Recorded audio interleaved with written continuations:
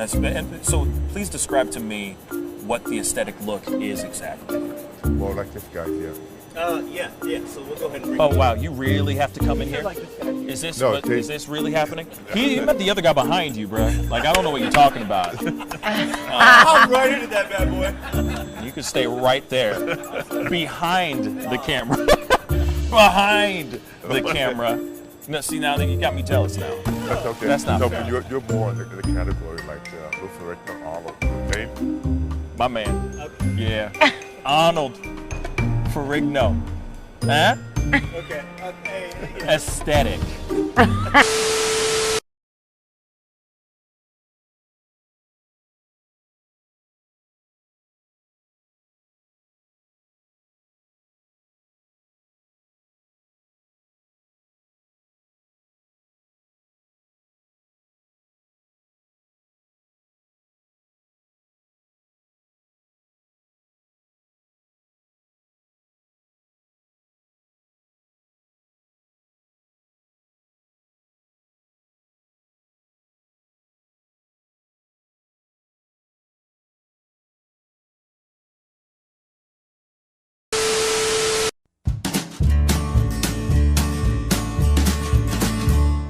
That's great, partner.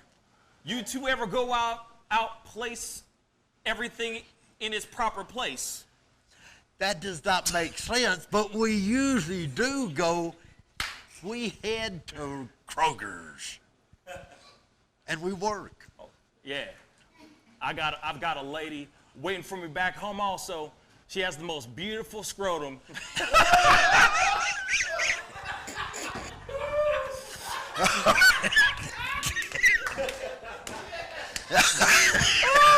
Oh, God. And when she sings, she sounds just like a puppy dog.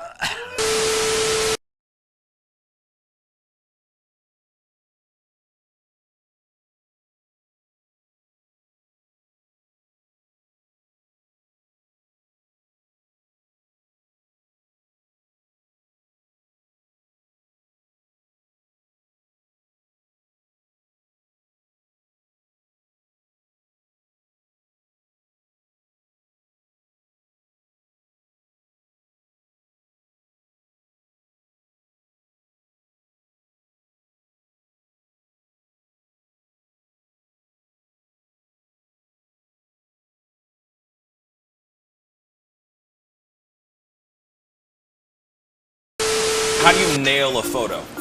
Just gotta get in the mode. You gotta talk with your eyes. Talk with your eyes. Talk with your eyes. You Okay, gotta so have the eyes. can you show me a little bit of something, like to this camera? I would love to know how to do this. I just want to know. Well, How I do you do it? mean, Teach the me smile, something. You can get the sexy eyes. Then you know you gotta get the smile. Smile going on some shoes, but you know. Wait, hold up. You got. I got to when it's try time, this with when it's hold time on. to laugh, I got to try you this gotta with think you. of something funny All and start right, laughing. do it again. Do it again. How do you do it? Teach me. Sexy eyes. The sexy eye. Just a sexy eye right here. Smizing? Smile. So you're smizing. Smile. Okay. And then you gotta get the. No, I look like I need to take a poop or something.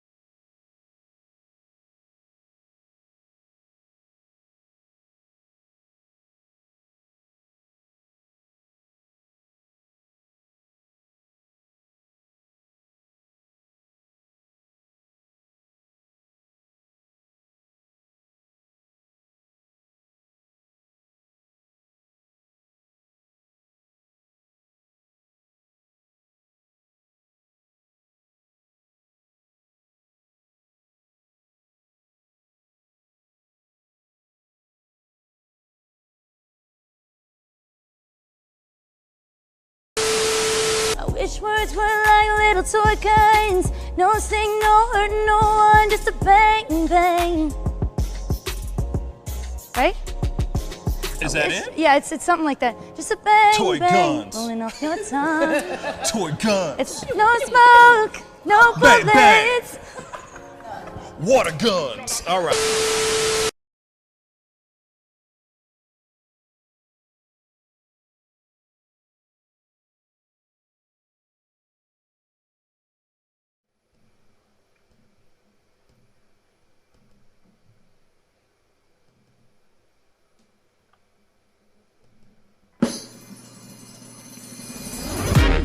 Pascal, you are now rocking with that dude Pascal. We be going wild, Haitian in the building, so original. Got the haters catching feelings. Get your hands up to the ceiling and keep them held high. Cause St. Louis isn't ready. Forget about it, goodbye. Hold up, we just saying hi. Five somebody rise up. Weekdays, catch us live. Somebody, let's go. Good morning, everybody, and welcome to the Pascal Show. Good morning, everybody. Good morning. It is a terrific Tuesday. I hope you guys are all having a terrific Tuesday.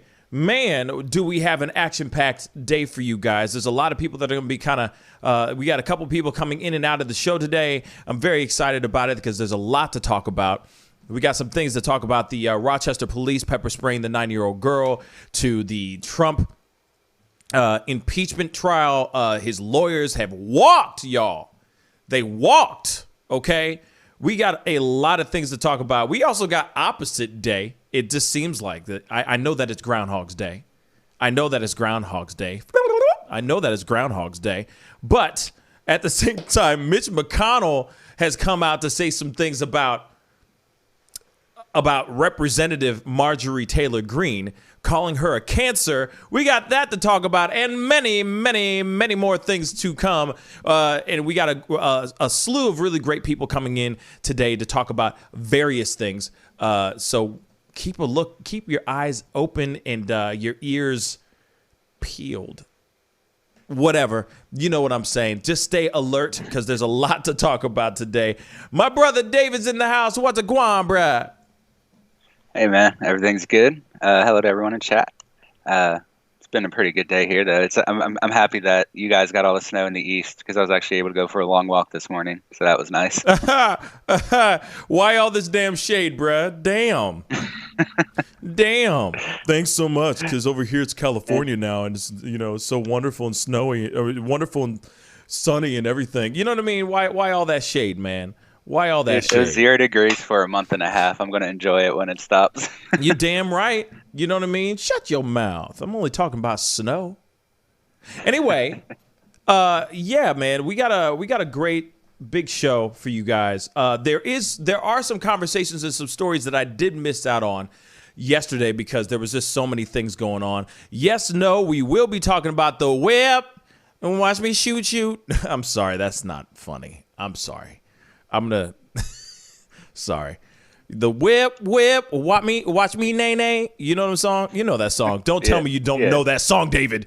Okay, so we will be talking about that here too. Like I said, there's a lot of things that I need to talk about, but I can't squeeze it on one title. That's what sucks. I wish sometimes you could make it a longer. I wish they would give you more than just 100 characters in a YouTube post. You know what I'm saying? Because there's a lot to talk about today. So we will be talking about the whip. Watch me, nay, nay. We're going to be doing that. You know what I mean? We will be talking about that. That is really, really sad. We also, I'll go there in a second. Anyway, I'm glad you're doing well, David. I'm glad you're doing well. Good morning to everybody who's coming on and being on the show today.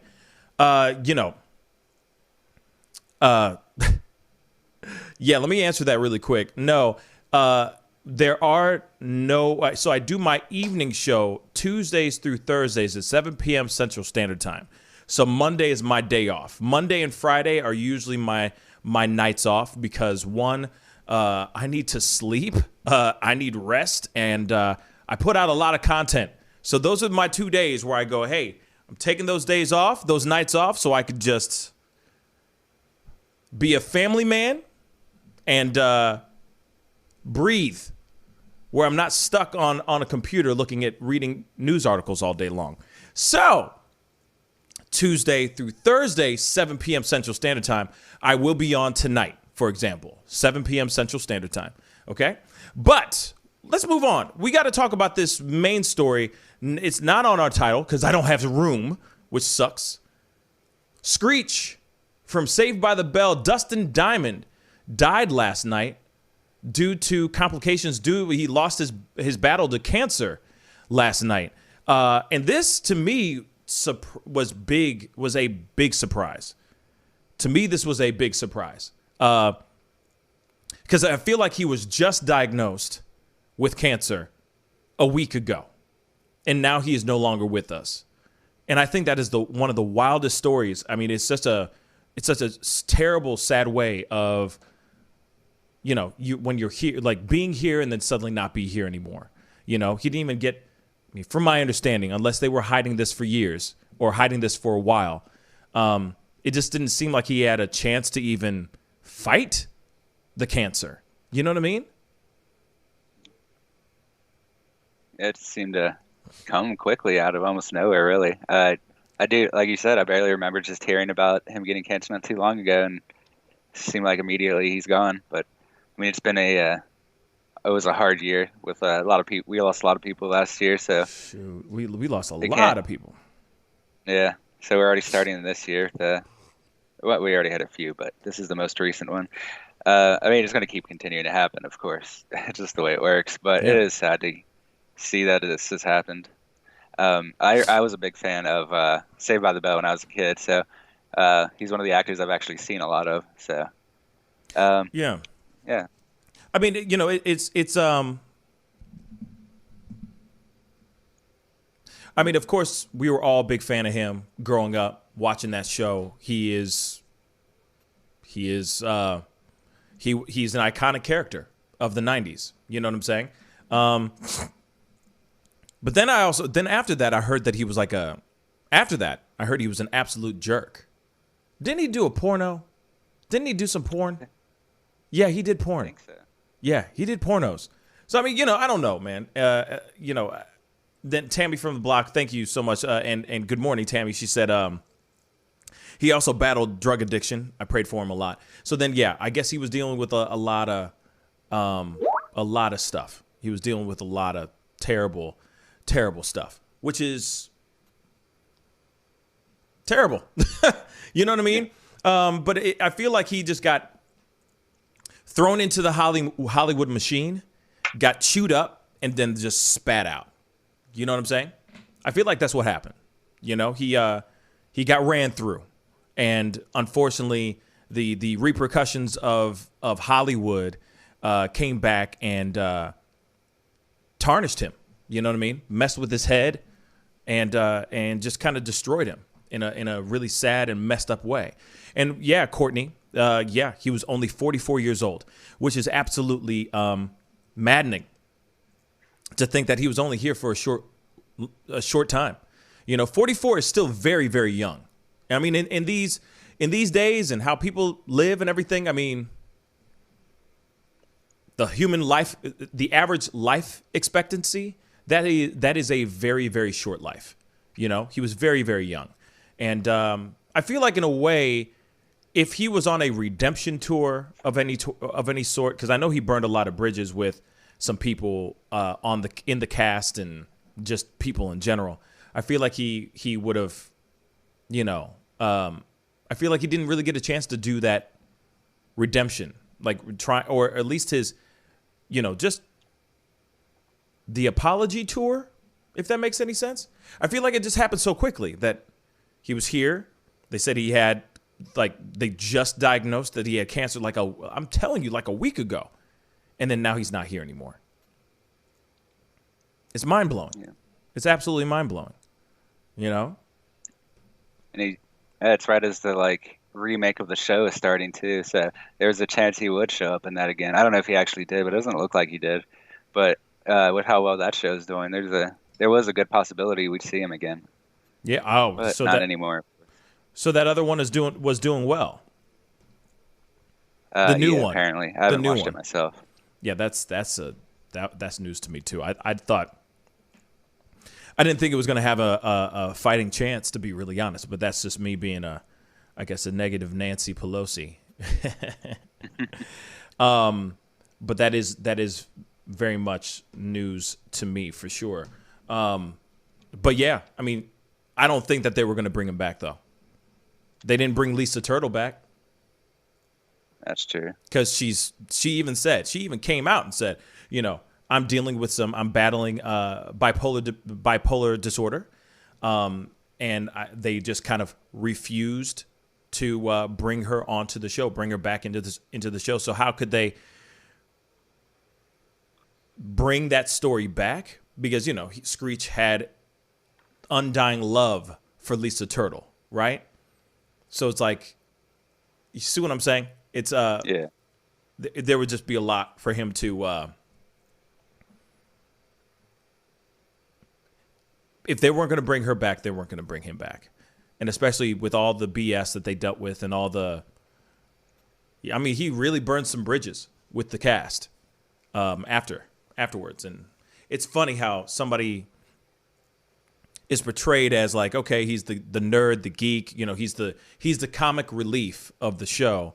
And then he grows up to be a jerk, because he basically was a jerk. And I mean, that happens. You know, he probably was feeling some type of way, getting, you know, messed with all the time. But then that fame and the cocaine and all that comes in.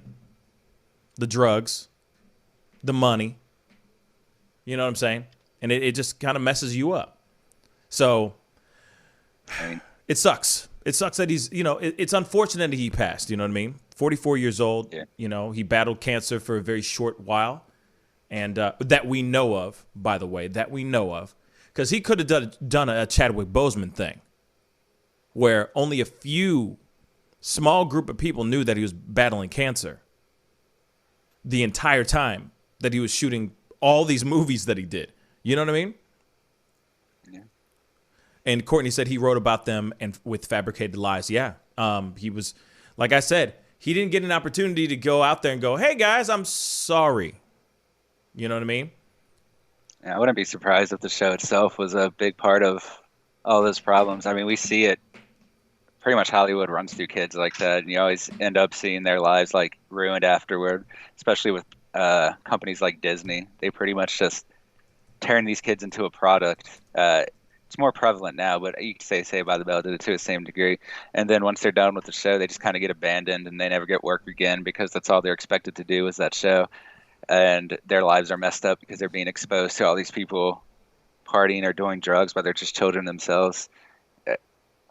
This is why I think we hear so much about people having a rough time after shows like this, because a lot of times the shows themselves put them in this situation, give kids a lot of money and fame, and they don't even know how to deal with it yet. And it usually goes bad. Right.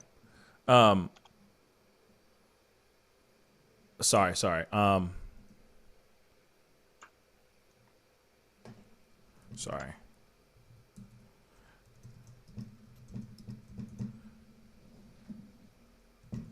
Sorry, buddy. Yeah. You know, it's what was that last part that you said? I'm sorry. I was just dealing with the. Yeah, I was just saying that like Hollywood runs through kids like that, exposes them to drugs and adults doing all that stuff, and then just kind of abandon them afterward, not let them get work because they pretty much expect it to be a character actor at that point. Exactly. Or they get stuck. You know what I mean? Yeah, they get stuck. Sorry, just read somebody's comment. Oh shucks. No, but people get stuck in this role. They get typecasted as this particular person, and that's it. There's no way of shaking out of it or getting out of it and all that. I mean, the same thing with all those guys on the show. They just had a hard time with what they got stuck. You know what I mean? They got stuck. You know, you see Zach Morris. You don't see him you didn't see him venture off and do some huge movies and become some huge movie star. He's been stuck doing stuff. You know what I mean? He's just been the same character basically in other things. Like he hasn't broken out or done anything. Same with Kelly Kapowski and AC Slater and all that. You know what I mean? They've all been basically the same thing. Nothing's changed. none of them broke out and became some huge mega movie star. Oh, actually, I forgot that girl, Spano, Jessie Spano. What was it? What was that? The stripper movie. Why am I forgetting the name of the stripper movie, baby? Striptease? No, it's not Striptease. That's Demi Moore. The fact that I even know that is mind blowing. Why? It's like the best worst movie ever made. Showgirls. Showgirls. Yeah, that's what it was. Showgirls. And so that's the thing. It's like, bruh. She tried to break free. She tried by going somewhere completely different, and it backfired so hard on her life. You know what I mean? So no, just said, Magic Mike, I'm done. None of the Saved by the Bell cast were Magic Mike, but still, you know what I mean? There was just they did everything they could. They did everything they could to try to get out, but it didn't work. You know what I mean? Yeah. So you see this with a lot of the shows that have young kids or movies, like with the Harry Potter movies and like the Game of Thrones kids. Like once their stuff was over, they got typecasted for a few roles and they just completely disappeared because I don't know. I guess they just couldn't get jobs afterward. Because pretty much they were always being typecasted, and only a few like broke out. Like I don't quite remember who, but a few of them did manage to break all the way out. Maybe not Game of Thrones kids, but some of the main kid from Harry Potter did at least. He still has a career, but he had to go into like doing B movies and like low budget films for like 10 years. He said so that people would forget what he did before he could get back to normal work. And pick very random things. I mean, he was like a human jackknife. Like he was a dead body that was used as like a human jackknife, for crying out loud, or a Swiss Army knife. You know what I mean? Like it's the most ridiculous thing. Like he would just go total left field to try to do something to break and shake out of that mold that he was put into as, oh, he's Harry Potter. And the entire time he was just going, oh, it's Harry Potter. Like, Mark Hamill, Luke Skywalker. How could he walk out of that and become somebody else? That's why he ended up doing a whole bunch of voice acting, and now he's one of the best Joker voices we've ever heard. You know what I'm saying? So that's just it's interesting. Interesting stuff. Shout out to Sarah. She's commenting on my skin, which is very funny. But she said, Pascal, you need to do a show about your skincare routine, like for real. Shout out to my girlfriend. My girlfriend keeps me on point. Real talk. She does not mess around. So there you go. So maybe I need to do that one day. Real talk. Just do a live and be like, hey, here I am. Here's the stuff that fellas, if you want your skin to be popping, I guess apparently it's nice and clean looking. Do these things. You know what I'm saying? Yeah. My girl is an esthetician, so she hooks me up. She makes sure I'm on point. All right. Just so you know, this is not a plug for the girlfriend. You know what I'm saying? Forget her. She ain't that important. Okay. I'm kidding. I'm sorry. I love you. I'm sorry. She's dope and she keeps me hooked DF up. A lot of times I'm struggling and I don't want to do a lot of this stuff because it's just all this crap. But at the same time, when you're on camera and you got lights in your face, you gotta try to be on point as much as you can. So left turn, but we're going back on course right now, back into the main story, one of the main stories. David's got this thing. It's very interesting. This is a very interesting story. This has to do with Trump's legal team. Trump's legal team has officially quit, y'all. His team walked. All five. Not just one of them. The whole damn team walked from his impeachment trial. David, what's going on with this? All right. So the first report on this came a couple of days ago. There wasn't a whole lot of information released at the time, but basically it was on the 31st that 5 of his lawyers ended up leaving because of undeclared reasons at the time. But there's been new information released. Some of the people spoke to Axios, and they got more information about exactly what happened there. And it looks like it wasn't just a disagreement over the legal strategy, which is what was initially reported. Basically, that they didn't want to try or take to court the things that Trump wanted them to per se. Mm-hmm. But it sounds like it's actually a lot more, I guess, insidious than that. Like that might have played a role, but that doesn't seem to be the main thing. It seems like the general argument was over money, and that Trump is very well known for being stingy with his money to people he hires. It's a thing his workers have said before, and so we're seeing this in this case. Butch Bowers was one of the lead lawyers there, and he argued over a series of tense phone calls, sources said. And the argument came even though Trump raised over $170 million from the public that could be used on his legal team.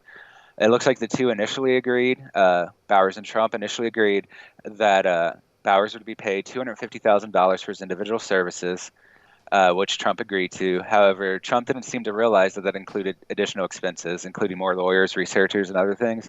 That's pretty common with lawyers. If you ever use them before, they will like show up with some surprise fees at the end that they may not have mentioned as much. But Trump should be used to this. No kidding. I was going to say, doesn't he breathe lawyer fees? I mean, like that's how he breathes. That's how he lives. You know what I'm saying? Like, doesn't he? Right. Anyway, continue. I'm sorry.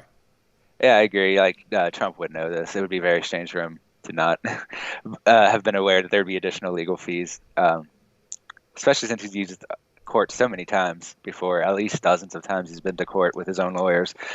So it sounds like he just wants to keep some of that money from all the donations, perhaps, or he doesn't think they're worth it. But either way, the lawyers did not think his offer was good enough, and that he didn't want to pay the additional fees.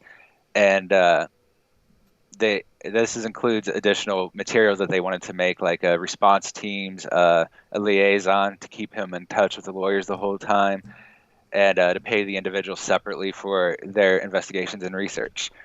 And Bowers, the lawyer, and the other four also felt that they needed the money, or the money dispute was kind of the straw that broke the camel's back, because they had already been having problems on how they wanted to make the fraud central to their discussion.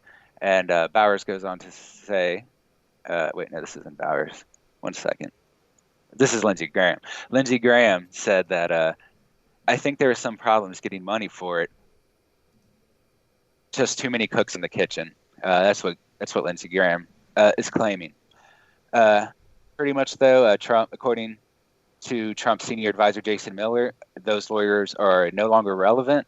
He says that we have our lawyers in place, we have a solid team, and we're looking ahead. Mm-hmm. So it's already either replaced them or had other lawyers in the backup. But ultimately, the dispute seems to just come because he didn't want to pay them to do the additional work that was necessary to keep up with the fraud claims, because they needed to do additional investigations and have additional lawyers to question people, because basically their information gathering beforehand wasn't enough for the court itself. So the lawyers needed to expand the investigation, which is very common with lawyers. If they don't have enough information for their court or the trial, they will hire basically investigators or other lawyers to try and build up the case. Sometimes, they'll pay for doctors to investigate you, or pay for private detectives to investigate you. And all of this is so that they can build up a complex case that has like all these points of proof.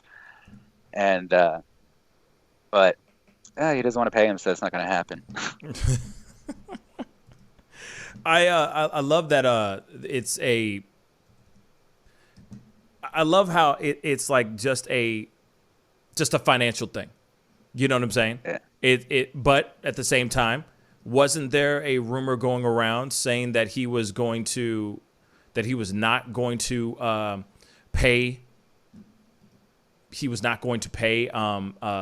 Giuliani?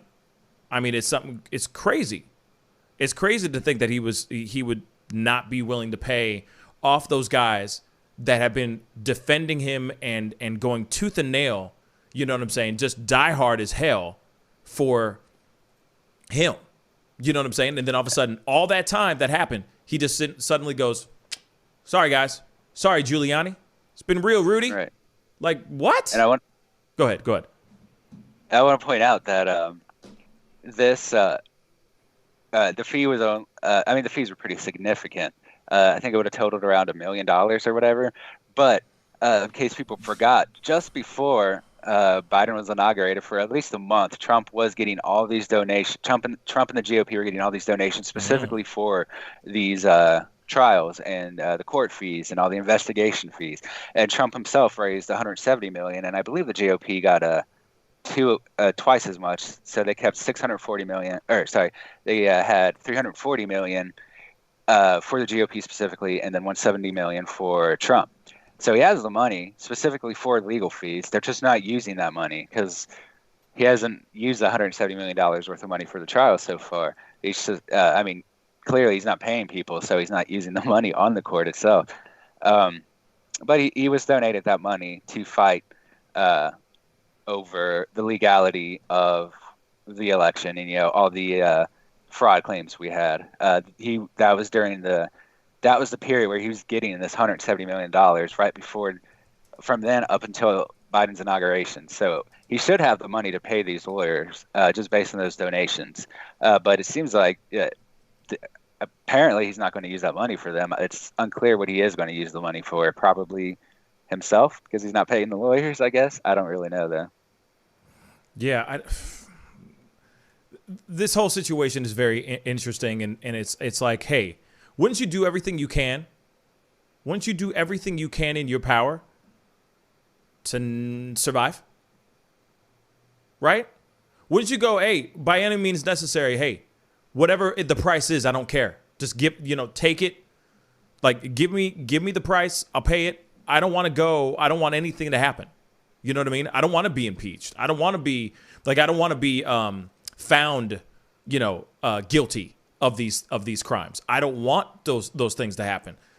I want to be able to come back in 2024 and maybe run again. You see what I'm saying? Like, I would do everything in my power, just like he's been doing everything in his power to prove that there's some sort of election fraud going on, that there's fraudulent votes out there floating around somewhere in the ether, right? As much as he put all that time and effort into that, why wouldn't he do whatever by any means necessary on the legal side as well? When it comes to something this bad, he just did something historically bad. You know what I mean? Like, he did something historically bad. Wouldn't you do everything you can to not tarnish your legacy? You have children, and your children's children will have your name forever. And just by 4 years, you've tarnished your name. In 4 years, you've tarnished a legacy that your children cannot use. That, like, soon it could get to that place where they can't even use that name no more. That legacy that you've been working on for decades was destroyed. Really destroyed in one day. Wouldn't you do everything in your power? I mean, myself, it's like, hey, if I'm looking at something really, really bad, I'm looking down, I'm staring down the barrel of this terrible destruction of everything that I've been building for since I could even make a deal. I'd be putting every penny into my legal team, into as many esquires so they can esquire me out of this mess. And you're going, nope, nope, nope, I'm not paying that. You want to charge me what? Do you know who you're working for? I just think it's ridiculous. It's asinine. It's ridiculous. Honestly, it doesn't surprise me. He's the kind of, well, I mean, you think of all these rich kids that just inherit the money from their family and generally go without ever getting in trouble because of that. I mean, this is exactly the type of person Trump is. I think he is naive in a certain degree just because he lives in a different world from reality where people do, give him free things even though he's rich. That's a very common thing. And of course, people, just because of his money, would protect him in the past, like we kind of saw during his run on the fraud accusations. and he's never really faced repercussions for his actions. Even when he's lost money, he ultimately gained through bankruptcy declarations and reselling properties or other similar situations. So Trump, to me, is like one of those kids that just has never seen the results of their actions and has never had to face what they've done. And so he thinks, in my opinion, that he won't face any repercussions from this. He might be right, honestly, which is sad. But if he's not right, which I hope is the case, he just thinks that the court will ultimately not do anything significant against him. And so that's probably why he thinks he can get away with not paying people, because he expects this continued special treatment. Perhaps he even expects a pardon from Biden, because it has been mentioned in the past. As we said, that would still leave a state lawsuits, and I think there's some state criminal charges as well. I'm not quite sure, but he probably won't face federal repercussions for this. Unfortunately, the impeachment might go through. I'm kind of hesitant that it even will do that. So his naivety might be right again. He might not have to face repercussions for the 6th, and that would be very unfortunate. I mean, but if that is the case, then I give up. Like I have no hope. I have no hope for anything. Like I'm done. You know what I'm saying? Then I'm just like, F it. This world is going down in a barrel of burning cat piss, and we're just all along for the ride. It's going to hell in a handbasket, like I haven't said in a really, really long time. I mean, I don't really have to say it as much as I used to before, but yeah, I mean, hell in a handbasket, okay? And it's Mike Bruno, thank you so much for the super chat, $5 super chat. Thank you. He said Trump is trying to stiff his legal team. Yeah. I mean, it's absolutely right.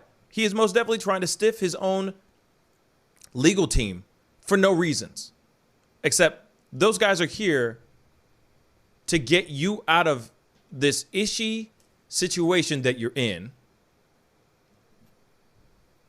Pay or shut up. That's what I think. Hamburger. I'm sorry. It is it's just dumb.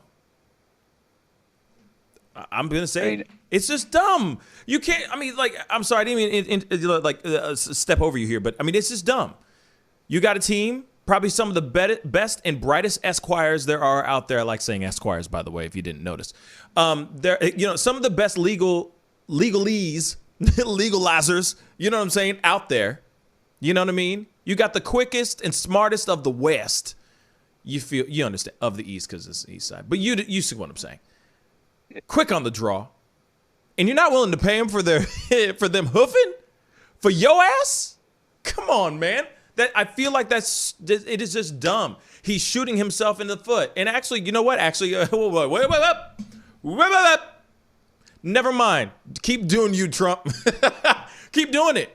Just do it. Keep doing it. Never mind. I'm not going to complain. Why am I complaining? Why am I complaining? Wait, I'm sorry. Why am I complaining? Please. No. Keep at it. Keep at it. You're doing good, baby. You're doing good. You know what? Actually represent yourself. Defend yourself. Just do it. Can you imagine Trump in court defending on behalf of himself? That would be amazing. Do you understand? No one would ever talk. You know what I'm saying?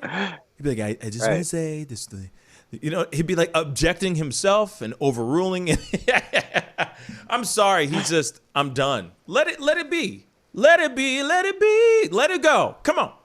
Go ahead, baby. Go ahead. Do your thing. You want to you want to muck it up for yourself? Hey, go on, baby. Go ahead. You ain't my child. You know what I'm saying? You ain't my dad. You ain't my child. Go ahead.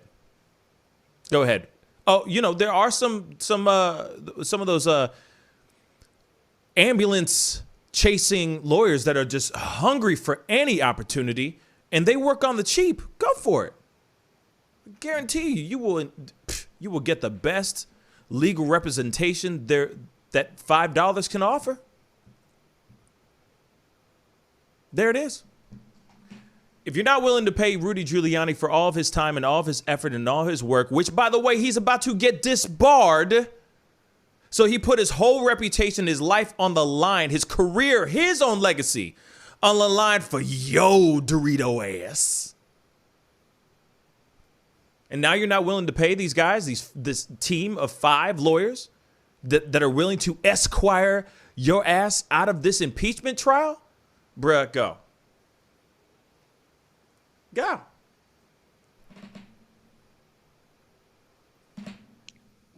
Shouldn't be surprising to people. I mean, in the first year alone, I think he replaced like 27 of his cabinet appointees, like people he said he was friends with, and then people he said he had no problem with, and then soon he fired them and told everyone they were terrible. Yeah. And he just kept doing this.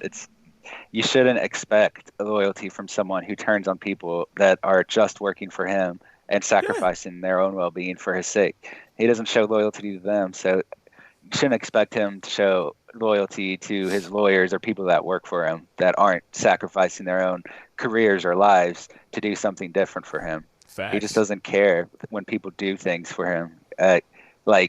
He doesn't care when people sacrifice for him. He just wants it to feed his own ego, ultimately, it seems. And he kind of seems to expect that from people, that they should give up their stuff so he can be richer and more in control. And that's how he's treating his people. And people like Rudy Giuliani should know this and shouldn't be surprised that he's turned on them. I think that's probably why Giuliani's been going downhill so much over the past 2 years, kind of going a little crazy, it seems like, because he knew that Trump was never going to stand by him till the end, and he knew that he ruined himself to try and help Trump. Yeah, he's been going down he's been sliding down that dark rabbit hole into he's sliding into senility. You know what I mean? He most definitely is doing that. He's most definitely doing that. He is, all I can say is go with God. Go with God. Go with God. Happy Groundhog's Day, everybody. That's all I mean, where's Bill Murray at when you need him? You know what I'm saying? With his groundhog. Don't drive angry. You know what I'm saying? Seriously. When was the last time you saw that movie? Yeah, it was like 3 years ago. It wasn't that long ago. Wow. I haven't seen it in maybe a decade.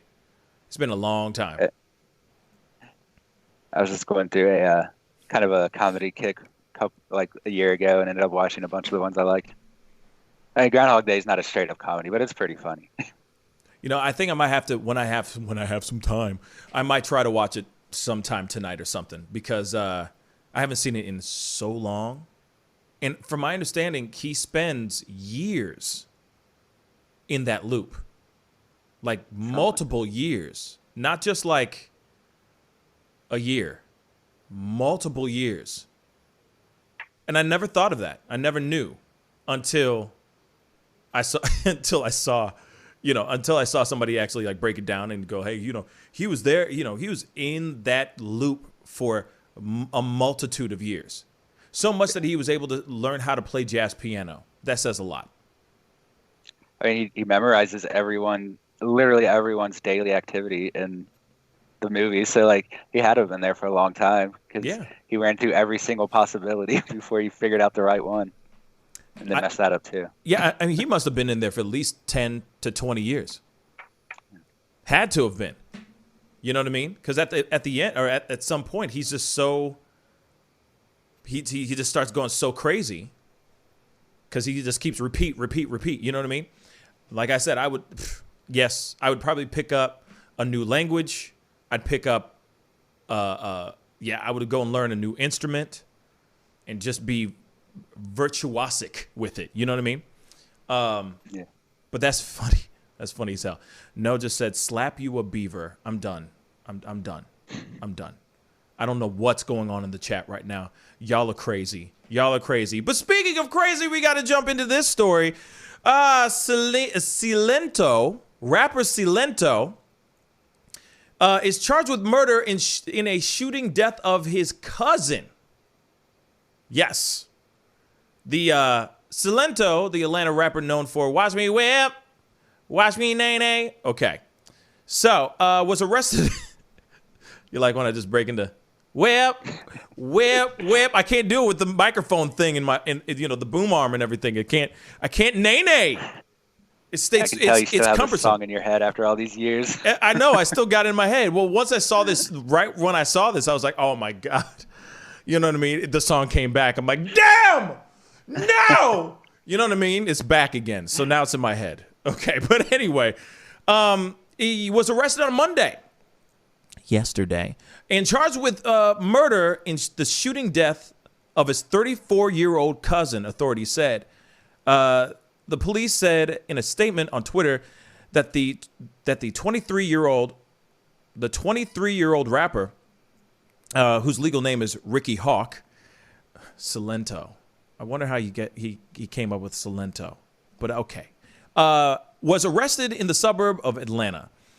The police statement said he is in the county jail, charged with murder in the connection of the death of his cousin on January 21st. And his cousin's name is Frederick Rooks. The statement did not elaborate on consequences of the death, or Hawk's arrest. And so they are still trying to find out this is still a developing story. They're still trying to find out more information about what had happened and why it went down. But he's being held without bail right now as we speak. So there you go. You got whip, watch me shoot, allegedly. No? I guess he did. I mean, that's what he did. But that's really messed up. Sorry. All jokes aside, the whip nay. I mean, he's still making money. Like, he's still making money off that song. People still play that song everywhere. He will have money from that one song for the rest of his life, or for as long as he is in prison for, because it looks like he really did shoot his cousin. Anyway, I think his song was one of the earlier ones that succeeded, or earlier ones on TikTok that succeeded, just because so many people were using it as a short clip for TikTok videos, and that's how it hit the top billboards in the first place, if I remember right. If you remember right, AKA if he's reading this article that he just Googled right. But go ahead. If I remember right. You don't remember? You remember the song or no? Yeah, I remember it. Okay. Did you ever try to whip or nay? No. No? I never tried to finish the song either. I feel you. I'm sorry. Okay, sorry. But go ahead. I'm sorry. Go ahead. I'm just roasting you because I can. Sorry. Go ahead. Yeah, but I guess that's pretty bad behavior. I see him in jail soon, most likely, if this is all true, which it does seem to be. So it's bad. It's very, very, quite very unfortunate. bad. Mm-hmm. Yeah, it's very, very bad. I mean, I wonder what the altercation was really about. Why he shot his own cousin, his own flesh and blood, like his kin. You know what I'm saying? Like, that's his kin. What made him shoot his own kin? I think that's ridiculous. And it takes a lot for somebody to go and do something like that. It takes a lot. It takes a certain level of mental unstableness for you to go and shoot your own relative. It's one thing to go and, I mean, it's still heinous and ridiculous and terrible when somebody is shot and killed that you don't know. But when you personally know that person, you grew up with that person is, is a family member, and you do something like that, that's crazy. That's absolutely crazy. I think I lost David there. Well, that was fun. But I mean, that's absolutely crazy. You know what I'm saying? That's absolutely nuts. Especially when you got somebody who is making a lot of money, doing his thing. Now, it could be over embezzling. It could be a plethora of different things. But I can understand that things, like ish happens, ish hits the fan. But this is still a developing story that we don't know all about yet. And I'm sure as the day goes on, because this was something that broke late last night. I mean, literally, I'm about to go to sleep and I see about this Whip Nene artist shot his cousin, is being arrested for murder of his cousin. I was just like, all right, we definitely need to see what's going on. But so far, nothing is nothing has been hit with. You know what I mean? Nothing's been covered yet. It's still a developing story. You know what I'm saying? And yes, T, that this is exactly what happens when you know jokes go too far. As soon as I make a joke, bang, didn't mean that, but you know what I'm saying. But anyway, we got to go into a quick commercial break. But when I come back, I'll be sitting down and chopping it up with Rebecca Bennett. She's the founder and principal of Emerging Wisdom and Empower Institute in association with Prepare STL. We'll be right back. This is the Pascal Show. Bye. You love peace and wellness for the holidays. Don't cancel them. Prepare STL. Decorate. Make it as normal as you can, but slow the spread of COVID. Wear a mask. Wash your hands. Watch your distance. Prepare STL, helping St. Louisans of color prepare and prevail. But you see how he makes these S's in his body right here? That's where he's hanging on, and then he's moving forward with the locomotion of his ribs. That is classic Missouri rat snake right there. So I'm gonna go ahead and grab him before he gets into a hole. Now, these snakes are not biters. They won't bite as long as you don't squeeze them. If you just stop them like this, it'll freeze them, and then you just gently pull them back. As long as you don't squeeze them, they won't bite. Yo, Mike, what's up, man? Guy? Good to see you, man. Yeah, so Sugar Fire. Yeah. Fully open, right? Yeah, we're pretty much open. You can't sit inside yet. Monday you can sit inside a little bit. We'll have 25% of the tables inside, and then we're letting it rip outside. So I know that there's a lot of people really concerned about staying safe and all of that. No, so what are you guys doing in regards to that? Well, we have extra people to clean and rub everything down all the time. Everybody inside's wearing masks. And we have little stickers on the ground so everyone can stay 6 feet apart. Right on. The tables are all spaced out, inside and outside. Sugar Fire, open in full effect right now. They're staying healthy, they're staying clean. Go get you a rack of ribs. Sugar Fire, open right now. Thanks.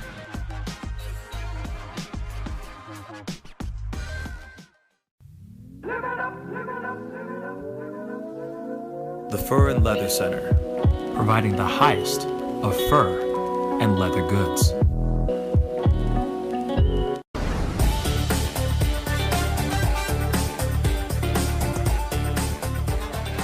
I'm sorry, I can't make this interview boring because this man is too exciting as a host.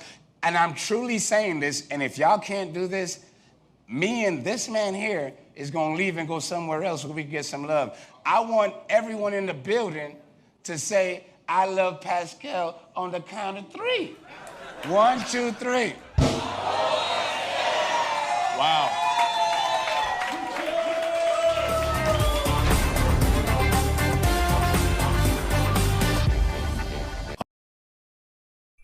Homeowners and property managers, if you're looking for effective and humane ways to remove wild animals and deal with the damage that they have caused, we have good news for you.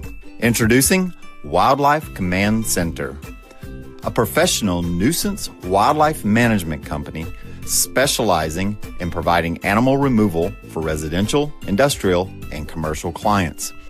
We are the only wildlife company that checks 70 different areas on a structure to determine the answers to the following questions. Exactly which animal are we dealing with? How is the animal getting inside the home? What kind of damage is the animal doing to the structure?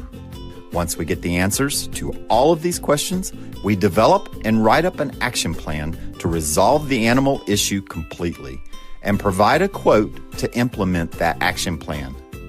We perform a very in-depth 70-point wildlife inspection.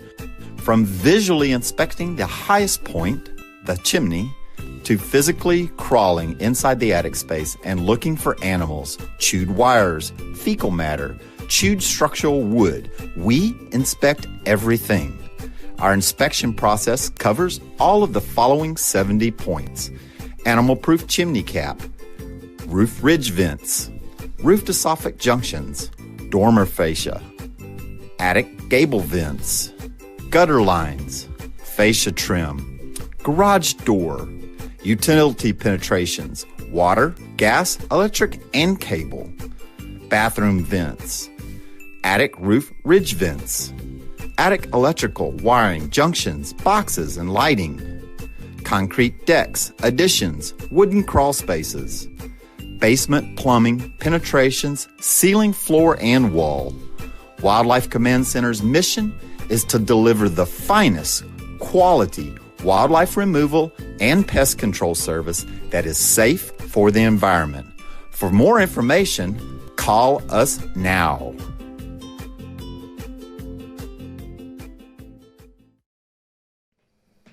Hey, what's up, everybody? Thank you guys so much for tuning in and being a part of the conversation today. If this is your first time checking out this show, please go hit that like button down below. Most definitely crush that subscribe button as well. Let me remind you guys that I do this show Monday through Friday, 9 a.m. Central Standard Time, and I also do a Tuesday through Thursday show, 7 p.m. Central Standard Time. So be sure to hit that subscribe button, join the Pascal Show family chat over on the side, and enjoy the conversation. All right. Well, I am very, very honored to have somebody on the show. She is the founder and principal of Emerging Wisdom and Empower Institute. Please welcome Rebecca Bennett to the show. How are you doing, sweetheart? Thank you so much for being on. Good morning. I am well. Thank you so much for having me, good brother. Anytime. So I understand that you guys are an organization here in St. Louis. And I'm wondering, because I know that you guys are in connection with Prepare STL. Could you elaborate a little bit more about what your organization is doing with Prepare STL? So my organization, Emerging Wisdom, is a consulting firm that really focuses on advancing personal, organizational, and social transformation. Right. And in that capacity, we've been brought on to help create Prepare STL. So I've had the privilege of being at the table from the very beginning to get this community-wide campaign to help stop the spread of the virus and to help address the harmful and devastating social and emotional and economic impacts among African Americans specifically, along with foreign-born community members who are here. So we know this virus has done a number on us in lots of different ways. Mm-hmm. And this Prepare STL campaign is an effort to really address much of that. Yeah, and that's one thing that I really do appreciate and love about Prepare STL, and I'm really happy that you guys are collaborating and creating some really great things, and of course bringing awareness in regards to just what your institutions do as far as bringing policy, community engagement, and everything that's so important nowadays, especially with this vaccine and of course with this COVID that's going on. I gotta ask you though, how much information can people receive from you guys about the vaccine? Because I know there's a lot of people in our community that are really concerned, really scared, don't want to take the vaccine. There's a lot of hesitation with it. So how are you guys getting the word out there to let people know, hey, the vaccine is okay. Here's the information that you need to know about it. Well, I think I want to do some framing. So I want to back up Pascal for a moment. And I want to say we have launched a vaccine education campaign with the regional response team. So Prepare STL and the regional response team are working together on this. So it's important for us to be clear about who the we is that's doing the work, right. So that people have some sense of relationship. The other thing that I think is necessary to say, and it is often surprising to people when we're talking about vaccine education, is that we are not telling Black folks vaccinate. So that is not the approach that we are taking. What we are saying is what is important for us is to live well in this era of COVID, right? COVID is going to be here for a while. Right. And what we want to make sure is that we are living well. Now, as a part of that, here is information on vaccines. right? And we want to support you in making an informed choice about what is best for you, given your health circumstances, given your risk factors, and given your relationship with healthcare institutions, right, that are distributing this vaccine, right? So all of those things have to be taken into consideration. We aren't trying to trump people's choices. We're trying to say, you make the choice, because we recognize in our community that we have those who'll say, hell no, we are never taking a vaccine because we don't trust the institutions that are giving the vaccines. They have historic and ongoing practices of racism. We believe that the vaccine came out too fast. It's going to endanger our lives. We don't think it's going to advance our well-being, and don't even talk to us about it. And even for those community members, they still want to live well within this era of COVID. So we got to talk about, how do we build that immune system, and what are all the things that we can do to keep ourselves healthy and well. On the other end of the spectrum, we've got Black folks and community members who are like, give me the vaccine yesterday, right? Because I want to be able to go back to work, or I want to be able to be healthy in my work. I want to be able to have more stable health outcomes. I want to hug my family members. Right? And those people are also doing what they believe is best for their health and well-being. And then we got the folks in the middle, good brother, who were like, well, I'm gonna have to wait and see, because I don't know, this vaccine came out kind of fast. Yeah, and, it's like I'm waiting for guinea pig. Yeah, it's like waiting for vaccine 2.0. You know what I mean? Like, I don't want the first iPhone. I'll wait for like the version 3 to come out, and I feel like you just you span the entire spectrum of all concerns, and I totally agree. I mean, and I totally see that there are a lot of people that are very that everybody's varying degrees of concern or not concern is totally valid and totally understandable. But and one thing is yes, you guys are bringing in the information so that if they want it, they can have it. And I think that's really, really important, because instead of forcing it down their throats, you're just giving them the information. They can make up their mind for themselves, Oh, absolutely. Well, and here's the other thing. Our frame is a bigger frame. It is, we want you to live well. That is the frame that we are taking, right? And vaccines as a medical intervention happen to be one part possibly of living well, but it's not the only part, right? Your whole health matters. So our approach has sort of 3 elements. The first is your health and well-being matter. Why do we center that, especially for Black people? Because one of the things that we know are the greatest barriers to even considering vaccines is largely that many of us don't believe that our health and well-being matter in general to the institutions that are disseminating vaccines, right? So we have got to come at this in a different way and say, actually, you know what? We want you to live, right? Your physical health and well-being matter, but your material well-being matters too, because COVID has devastated us on so many levels. And the longer COVID goes, good brother, the truth of the matter is the more many of us are suffering. Mm-hmm. So that means we address physical health, building your immune system, all those things that are important. But we also need to address crisis and coping supports, food security, housing supports and stability, economic and financial resources. Why? Because those things are part of our health and well-being. And the longer COVID goes, the more instability we experience in those areas. So we can't divorce, we cannot divorce the sort of conversation about vaccines, to vaccinate or not to vaccinate, from the very real conditions that we are experiencing and that are imperiling Black life at this moment, right? So we have to sort of center that and say, your health and well-being matter. Let's address these things that are fundamental to your physical health and well-being. We also, though, have to lean into a place that a lot of people would rather not go. And that is to really talk about and address the effects of compounded trauma on us. Oh. Part of our distrust of these systems is a trauma response, right? It's not just that we out the ether don't trust medical systems or don't trust. We've been traumatized. True. Right. And when we are traumatized, we have a defensive and protective posture that we take because we do not trust. We are expecting hurt. We are braced for hurt, disappointment, pain, or loss in some kind of way. And COVID has dealt us a great hand of loss of employment, loss of life, loss of connection, loss of intimacy, right? Loss of stability, right? But guess what? We had losses before COVID. So part of this work also has to be addressing the traumas that have come and that we are living with and experiencing. So that's trauma, signs, and symptoms, and mental and emotional health and supports, and coping with grief, and self-care, right? And healing for helpers.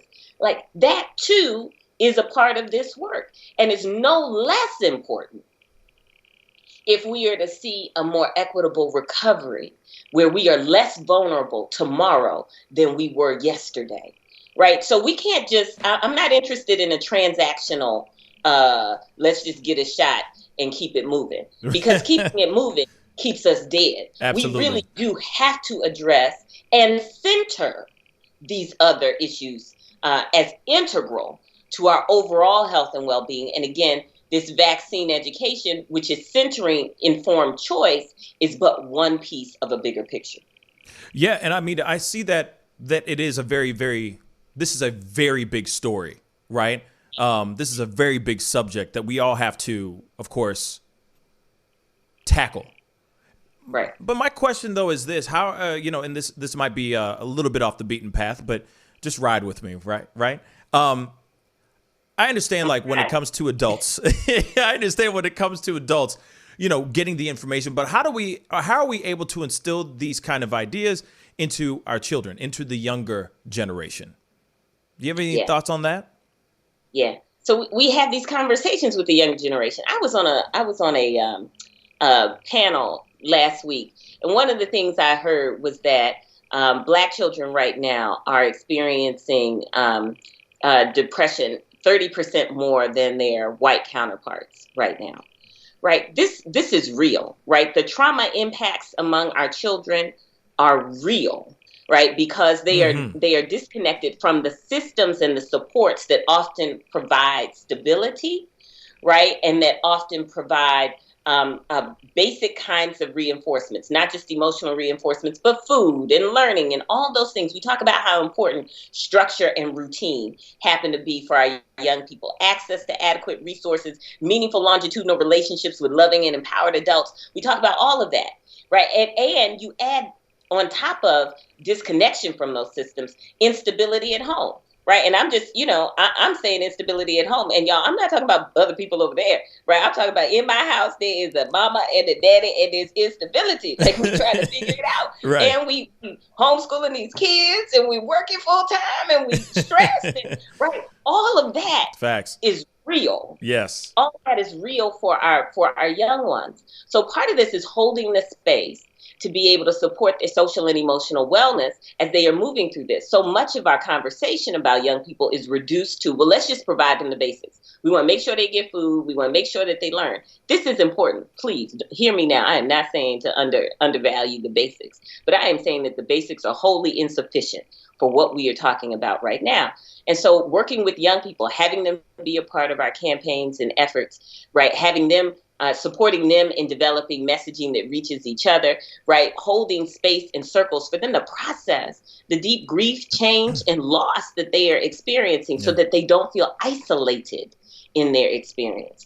Isolation and alienation kill us, and they kill our babies even more quickly than they kill the rest of us, because they don't have the same kind of coping mechanisms. They don't have the same kind of internal defenses yet. So we have to partner with our young people, not just do for, but partner with, because they've got some of the greatest ideas and strategies on what needs to be done to help bring about greater stability and greater well-being for themselves.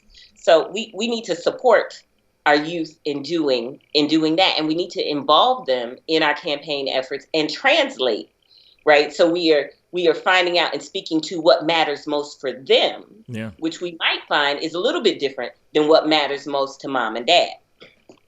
That is very, very true. I do appreciate you, tapping in on all that, because it is not only just mom and dad, it's also the kids too. It's also the younger generation that need to have that stability, that support, and all that. I couldn't agree more. I understand that you have something coming up on February 25th, trauma first aid and recovery training. Do you mind talking a little bit about that? Yes. So our team, as a part of our process, we are going to be rolling out efforts to help advance healing our trauma, right, collectively. And for many of us, that trauma isn't just COVID trauma, it's racialized trauma. We've had 402 years of trauma, sustained compounded trauma here, uninterrupted trauma, though it might have changed over time. But the hardships and the ways in which we are imperiled and endangered seem to be persistent, whatever era we find ourselves in. And so we are our entire team is going through a trauma first aid and recovery training, largely so that we can be in better service to our community as we roll out a community health champion program where we work with up to 300 community members, right, to share information on wellness, on trauma identification, right, and on vaccine education. And the intent is that those 300 community members who we will provide some measure of stipend to will then have conversations with up to 20 people in their networks, sharing this information and spreading the information to many of us who aren't otherwise going to get it from any other source, and we might not trust what we hear on the news in the same way, or it just won't be sufficient.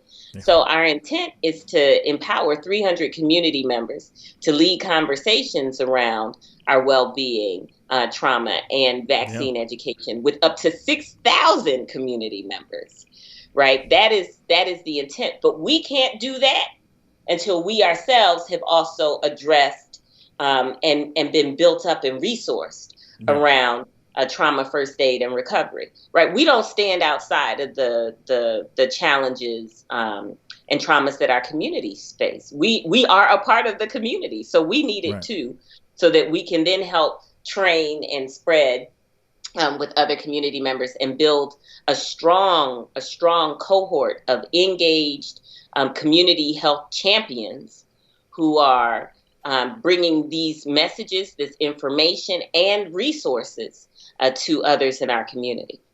I love it because there's something that I heard earlier in discussion with Prepare STL and all that.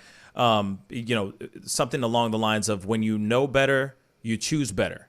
And I think that when it comes to what you guys are doing in association with Prepare STL, I think it's amazing what you guys are doing, the bringing in the information, bringing in the education so that people can know more, so that they can choose wisely on what they believe personally is best for them and their loved ones as well. And I think that's something that is extremely important. Real quick, I understand that you have a podcast with Dr. LJ Punch. She's been on the show for a second a while back. It's called What Matters to Me Most podcast. Mm-hmm. Can you tell me a little bit about that? Yes. So we're going to be launching that podcast probably later in the month. Early March at the latest. And it will be a bi-weekly podcast with Dr. Punch. Dr. LJ Punch is the medical consultant for our team. They also happen to be the founder of the T and Stop the Bleed, right? They are leading the training on trauma first aid and recovery.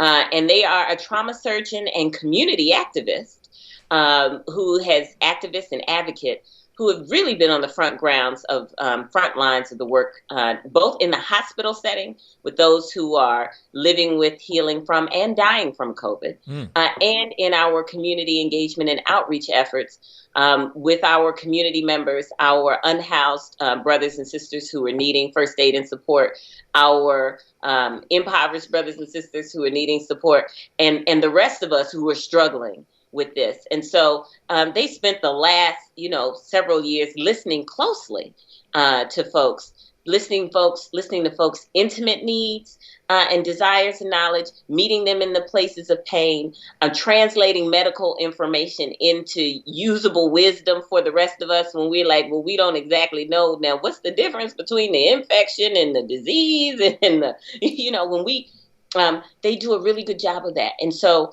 as our medical consultant and as a community leader, they are going to be hosting this bi-weekly podcast where you can find out all things related to the three things that we are centering, which happen to be greater physical health and material well-being, healing from trauma, and vaccine education with a focus on informed choice. So this will be a great platform for people to dial in and listen either live or later, right? And then engage and present questions, right? All the things that they want to know. I think it's really great because those three pillars that you're talking about those three platforms are extremely integral to just life in general. But especially now, even more than ever, I couldn't agree more. We need to be looking at how we treat ourselves, how we treat others, health-wise, physically, and all that. And I think this podcast is going to be really, really great. So I'm looking forward to seeing this and hearing this, now. Where can everybody find you? And if people have any questions for yourself or your organization, Emerging Wisdom and Empower Institute, how can they get in contact with you? Well, I think specifically if what they're interested in is Prepare STL, and the work that we've been describing today, I'd say go straight to our website. We're preparestl.com. We are helping St. Louisans of color, specifically African Americans, though not exclusively, because we are also engaging our foreign-born community members, many of whom have the same challenges and issues, while they also have some distinct issues as well. But that is our focus, is on helping us move through these times of COVID. So they can find us and information about what we're doing and how to engage at www.preparestl.com. We also have a partner in this, and our partner is the Regional Response Team of St. Louis. And their website is www.c19rrt.org. That's c19rrt.org because it's the COVID-19 Regional Response Team.org. So that's another way to plug in. We also have a Facebook page for Prepare STL, right? So we can be found that way and through other social media.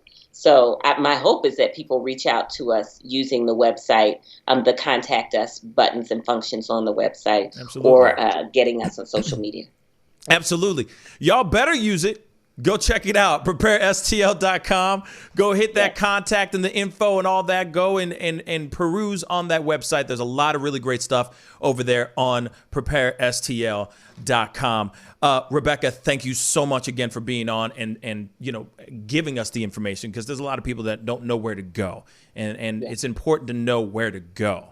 Because like I said, again, I love it. I love it more than anything is when you know better, you choose better. And I love that. You know what I mean? And PrepareSTL.com or PrepareSTL, their website is PrepareSTL.com, is most definitely a place where you can go and get the knowledge. Knowledge is power. All right? Yeah. Anyway, Rebecca, thank you so much for being on. We got to go. We'll be right back. This is The Pascal Show. All right. Thank you. Take care. Love, peace, and wellness for the holidays. Don't cancel them. Prepare STL. Decorate. Make it as normal as you can, but slow the spread of COVID. Wear a mask. Wash your hands. Watch your distance. Prepare STL, helping St. Louisans of color prepare and prevail. But you see how he makes these S's in his body right here? That's where he's hanging on, and then he's moving forward with the locomotion of his ribs. That is classic Missouri rat snake right there. So I'm gonna go ahead and grab him before he gets into a hole. Now, these snakes are not biters. They won't bite as long as you don't squeeze them. If you just stop them like this, it'll freeze them, and then you just gently pull them back. As long as you don't squeeze them, they won't bite.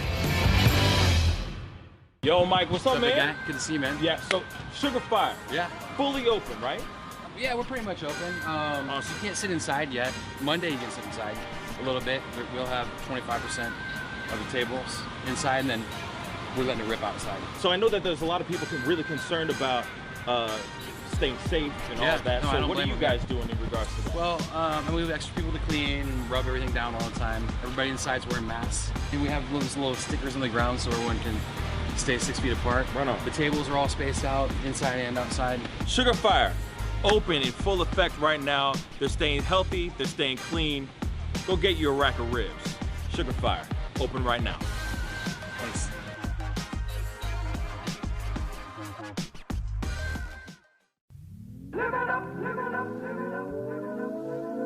The Fur and Leather Center, providing the highest of fur and leather goods.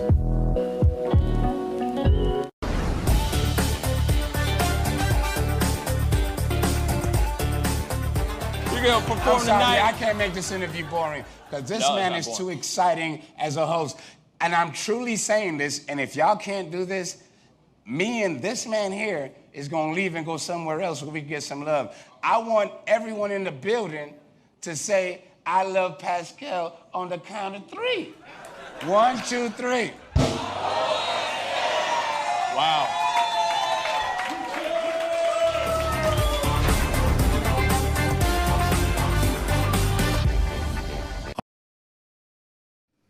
Hey, welcome back, guys. Thank you guys so much for tuning in and being a part of the conversation today.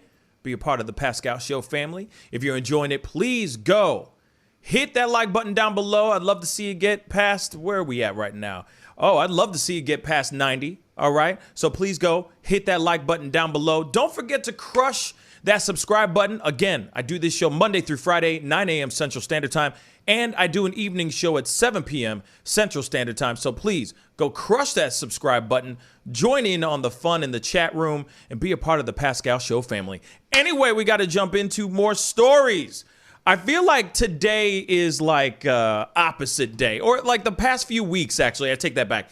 The past few weeks have been opposite day. Why, you ask? Because Mitch McConnell.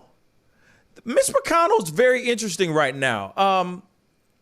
I personally don't understand.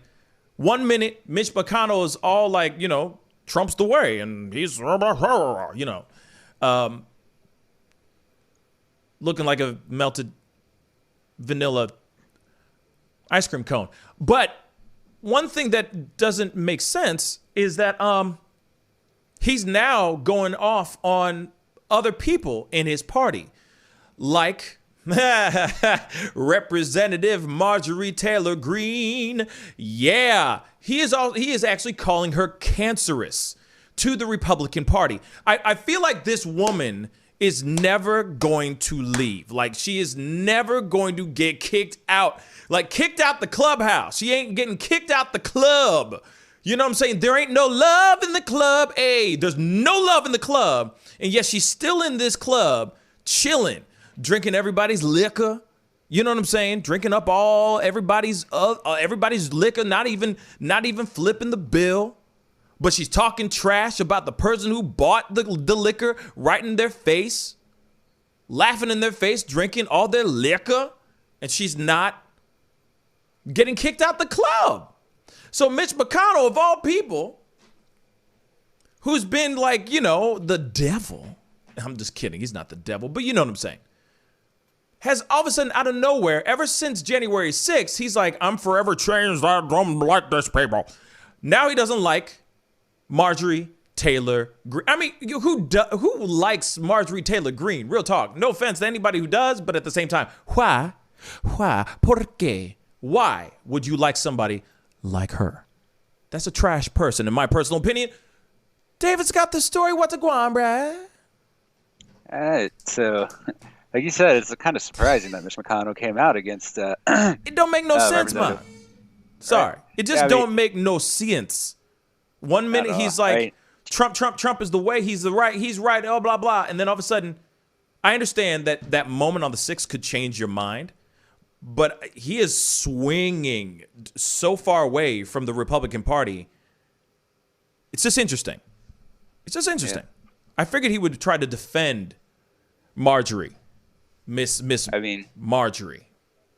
He might be concerned about this potential split that's coming up, because it looks like around the whole Patriot Party thing. For people who haven't heard, Trump or people associated with Trump have been discussing starting the Patriot Party. And it looks like they will end up with, like, if they did do the split, they would take about 40% of GOP supporters with them. So, like, in the last election, it would have been roughly 20% Patriots, 30% Republicans, and then like 50% Democrats. So Marjorie Greene is part of that idea. So that's probably part of what's starting to get Senate Minority Leader McConnell kind of invested in this one, because he usually stays out of the way unless it's going to basically affect him personally in some way. So it looks like he has come out. I mean, like I said, he's come out against Marjorie Greene. As you know, she's been the one tweeting about things, tweeting about violence at the White House, following survivors from school shootings and harassing them. She's been doing a lot of really bad things, and she's been getting called out by a lot of Democrats. Though until this is why this is good, is because until McConnell came out with this, there's only one or two Democrats Republicans that have spoken out against her, and McConnell pretty much says that one of his spokesperson, not McConnell directly, said that basically this behavior has been unacceptable, and that McConnell will continue to work against it. And he has Democrats have been calling on Kevin McCarthy, who's a freshman congresswoman, to present a solution to this on Tuesday, which will be just today. So it hasn't happened yet. The resolution will be today. So we'll find out what exactly they've decided a little later. Well, I understand that they're trying to kick her out. They're trying to kick her out of all committees. Because I understand that I just saw Zozo Bob say that this person is supposed to be a part of the education committee. What the F? Supposed to be. And supposed to be. So allegedly, they're trying to kick her out of, at least they're trying to start with something, which is getting her out of the committees first, which it's really funny. You know what I'm saying? Like, you think it is the government. You know what I'm saying?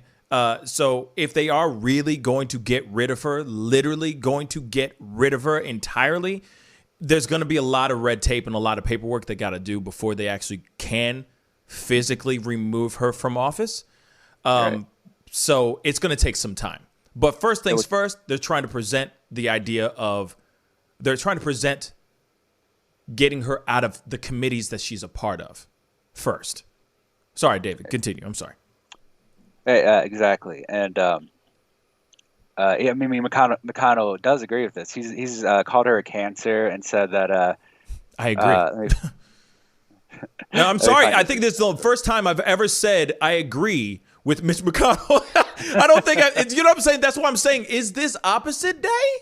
I feel like this is opposite day. Like, I'm literally going, I agree with Mitch McConnell. What the see, this is not even Groundhog's Day. It's opposite day, y'all. This is weird, but go ahead. I'm sorry, man. I keep interrupting you. I'm so sorry.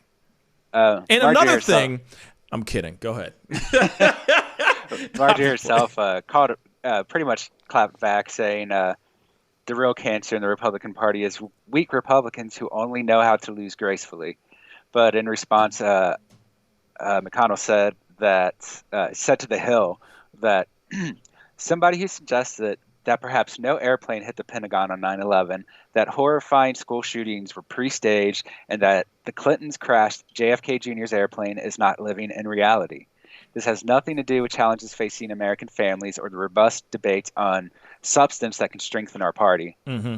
And she's also been called out for liking comments on, I think, Twitter or maybe YouTube about killing Nancy Pelosi. Hanging Obama, etc. Like treasonous things. Treasonous type of things. Red flags for sure. But sorry. Yeah. And so Kevin McCarthy, he's actually the minority leader of the Senate now. My mistake. I said it was McConnell before. McConnell was he was the majority leader, but they no longer have the majority. So now Kevin McCarthy is leader of the minority as the minority party. Yeah. So he's they're calling him out.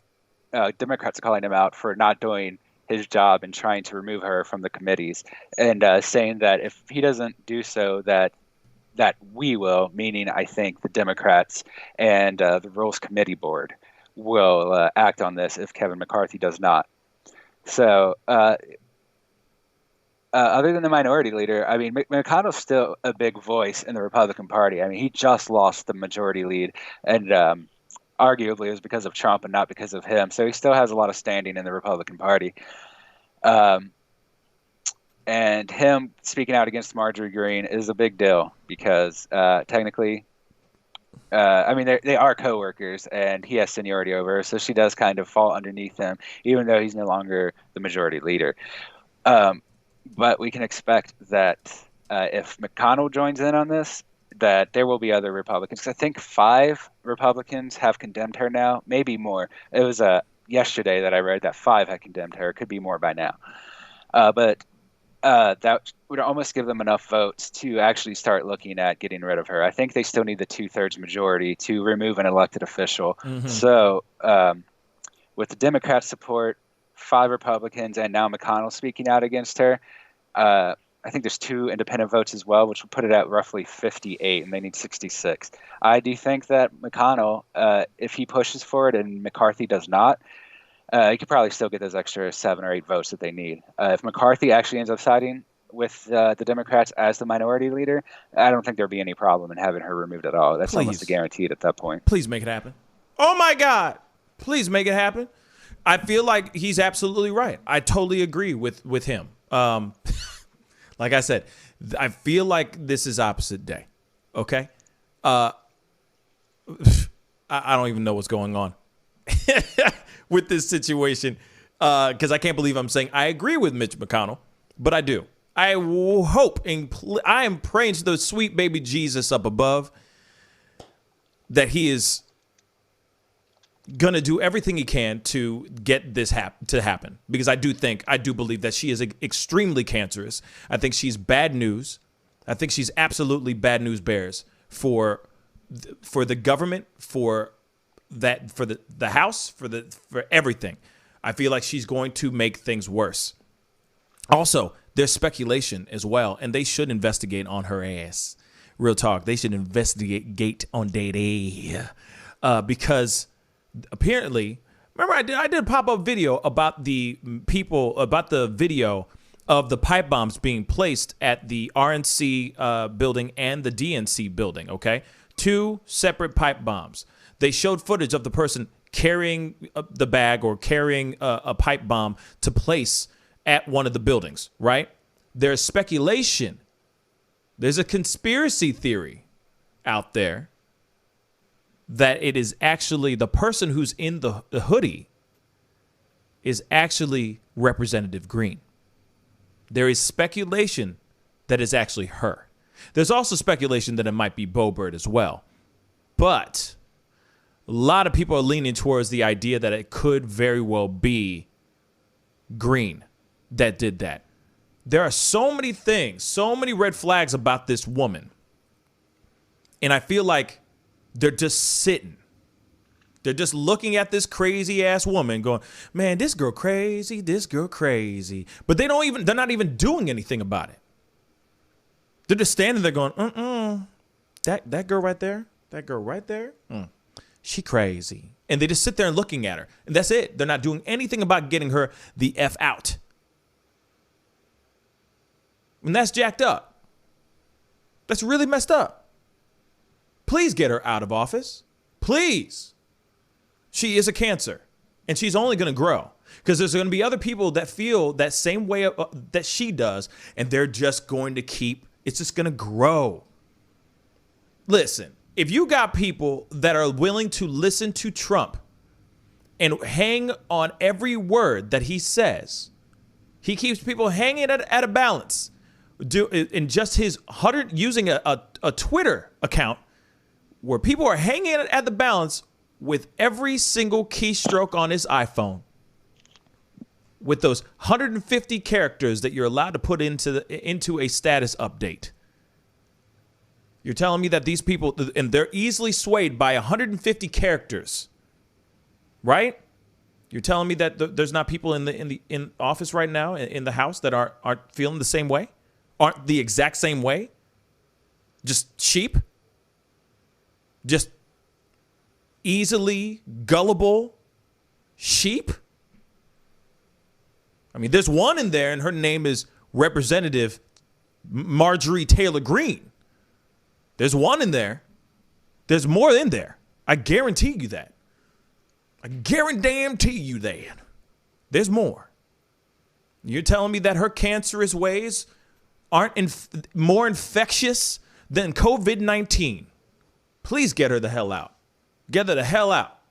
In fact, anybody else that opposes to it, they should get out too. Bye. I feel like Cori Bush up in this piece. Okay? Cori Bush, shout out to Cori Bush. For real. That is a soldier right there. She gives 0 Fs. And she's like, anybody involved with any of this stuff, get them the hell out. I mean, shoot. She knows more what's going on than anybody else. Because she's seeing this craziness going on inside the House. Inside the Senate. She knows what's going on, y'all. And there's a lot of other people that do know too. So get them the F out. Yes, Bob. Yes, Zozo Bob. The hell? Jewish lasers? Jewish space lasers? Like, come on, that's stupid. That's stupid. Like, right before it's shot off, did it say L'chaim? Like, what? You know what I'm saying? Did it say Mazel Tov? Like, it makes no freaking sense.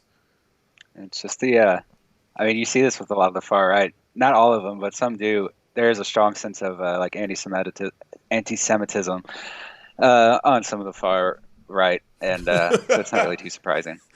I'm sorry. Laxman got me weak. He just said the Death Star of David. I'm done. That is the quote of the day. That is the comment of the day. Sorry. I'm listening to you, David, but that was amazing. Thank you. The Death Star of David. Good job. Lax, my boy. I'm writing that one down. Do you realize how brilliant that is? That's brilliant. Sorry. You were saying, David? I was just saying, the whole idea of a Jewish space laser is ridiculous. It's just part of the anti-Semitism we see on the right now. Oh, absolutely. And, yeah. I mean, we've been seeing it grow even more lately. It's not always associated with white supremacy anymore, even. It's often becomes like the equivalent of QAnon conspiracies that Jews are in charge of everything. So, like, it's the old stories where Jews control all the money, Jews control Hollywood, yeah, and apparently they control space with their space lasers, and they're behind everything that targets white people and sometimes everyone, depending on who you are. Because traditionally Jews haven't always been considered white. Some people do. I mean, most Jews are white in actuality these days, but I mean, Tiffany Haddish don't though consider them white. Tiffany Haddish, you know what I'm saying? Sammy Davis Jr. They were you know, he was Jewish. You know what I'm saying? Yeah. Just so you know, I mean, you know, but I mean, born Jews, yes. Mainly they're white, yes. Absolutely. I agree. You're right. Yeah. I'm just saying. There are white Muslims out there in the world, just so you know. There's some white Muslims out there. But yes, it is. Actually. Yeah, there are. But yes, I mean, it is very much a just racist, anti-Semitism type of crap that is not needed. Then also she has other videos and stuff that are floating around about her talking about the black community and how just crazy stuff. Because I'm not trying to misquote what she said in it, but it was just a bunch of racist crap. And this is somebody that is in office that got voted in. She catered, she grifted to an audience, to a party, to an extreme party that voted her in. So she is not the only one. You see what I'm saying? She is not the only one when it comes to her ideals. There's other people that agree with her on those thoughts. Remember, I did a pop-up video. Some of you may have missed it, but at the same time, you got somebody who, Anderson Cooper, did a piece on QAnon. And there was an ex-QAnon member that was literally turning to him saying, "We thought you ate babies and drank people's blood." And this is a guy who actually believed that. There's somebody who actually drank that freaking crazy-ass Kool-Aid. See, Armie Hammer, that's another conversation. Anderson Cooper, though? Insane. That's insane. And that's just the tip of the iceberg. Tip of the iceberg. There's other people out here that believe this crazy stuff. So, of course, she's reading whatever she's reading and believing on QAnon. And this is what's so frustrating to me about this QAnon thing. Sorry for going off on a tangent, but here it is, though. This QAnon thing is unbelievable to me because there are people out here that are believing a person or persons that control Q. Quote unquote Q. They don't know who the hell this person is, yet they're believing something that's coming out of nowhere? It doesn't make sense. QAnon might be like, oh yeah, you know, if you shoot up heroin every single day, it'll make you invincible and you'll have superpowers. You're telling me everybody's going to do that stuff? It just doesn't make sense to me. Yeah. And now you got somebody like that in office, and there's other people hiding in plain sight. I'm telling you, in the House and in the Senate that feel exactly the same way she does. They're just not as crazy to put it out there like that. What were you going to say, David?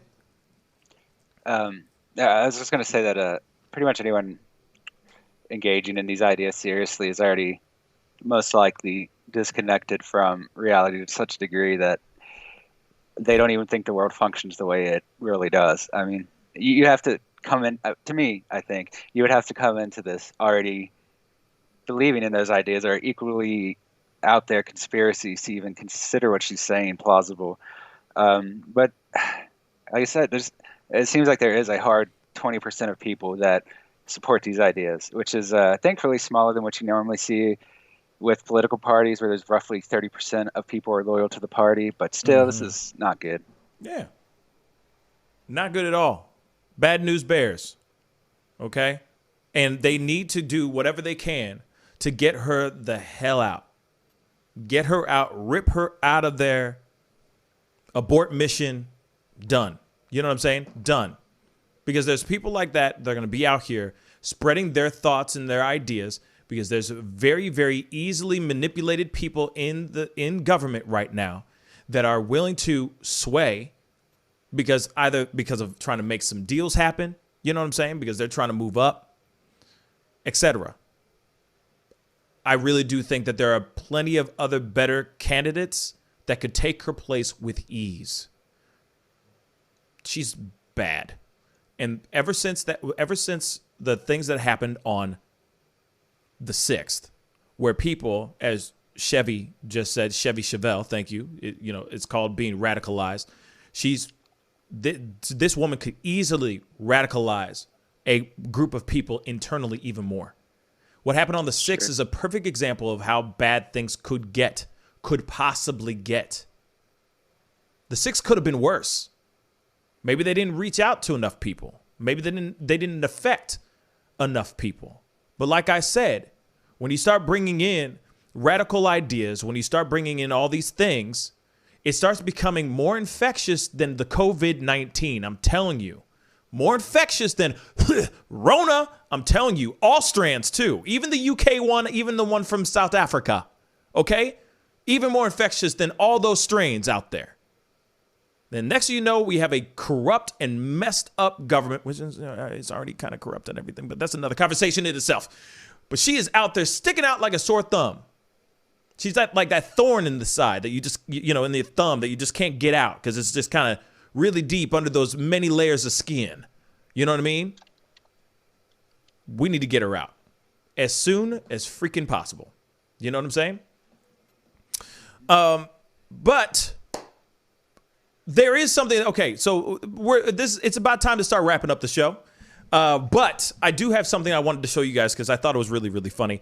Myanmar, right? There was a coup in Myanmar, where they overthrew the leader up there. There was a full-on coup d'etat going on up there. And there's a funny little video that I wanted to show you guys because it's really funny. I just need to pull this up real quick. Now, everybody's really into working out. Everybody really wants to get their fitness on. There's a lot of influencers out here that are trying to get their workout on, trying to look good. And some of us have to do things from home, right? Or do things outside because of COVID and how everything is looking nowadays. Well, there's this woman who is a fitness instructor. She was doing basically like a live fitness workout class, and she happened to capture the coup in progress whilst working out, and she is totally oblivious to what's going on behind her. In the background, there's a full-on coup going down. This is priceless. Check this out. Get it. Get it. Get it. Get it. Hey. Yes. Yes. No. No. What's going on? She doesn't care. Feeling that vibe. Looking good in neon yellow. Push it, punch. Come on, you can punch better than that. 5 more, let's go. Hey, work them hips. Work those obliques. Full on coup going on in the background. She doesn't know, cause she's vibing out. Hey, yes. I'm sweating just looking at her. I'm sweating. Hey.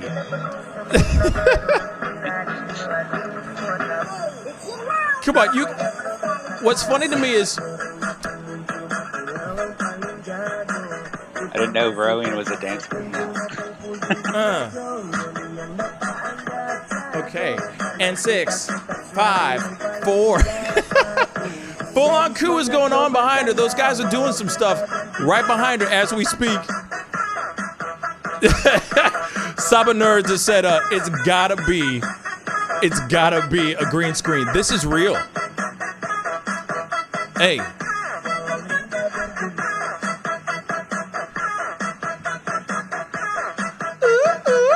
Yes.